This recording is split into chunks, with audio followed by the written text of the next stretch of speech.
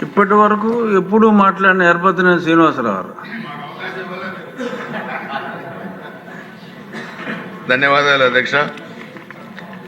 నాగార్జున సాగర్ కుడికాలువ పరిధిలోని గురజాల నియోజకవర్గంలోని అన్ని మేజర్లు మైనర్లకి వారబంధాన్ని పెట్టి నీటి విడుదల పూర్తిగా కూడా నిలిపేశారు.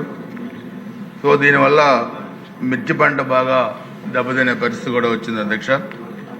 1924 వైసీపీ ప్రభుత్వంలో 5 సంవత్సరాలు కూడా కెనాల్ రిపేర్స్ చేయించలేదు. ఆ రోజు కూడా రైతులు ఇబ్బంది పడే పరిస్థితుల్లో మన ప్రభుత్వం వచ్చిన 2 నెలల్లోనే అన్ని మేజర్లు కూడా రిపేర్లు చేయించడం జరిగింది.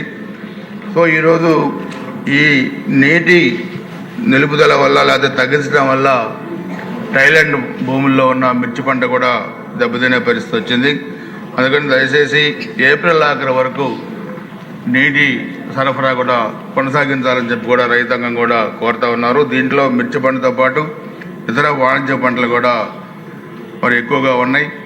సో అందుకని ఇవి కూడా మనం ఏప్రిల్ ఆఖరి కొనసాగించడంతో పాటుగా సమ్మర్ వచ్చింది కాబట్టి ఆల్రెడీ చెరువులకి కుంటలకి కూడా ఆ నీటిని కూడా నింపే కార్యక్రమాన్ని కూడా చేయాలని చెప్పి కూడా కోరుతా ఉన్నాం.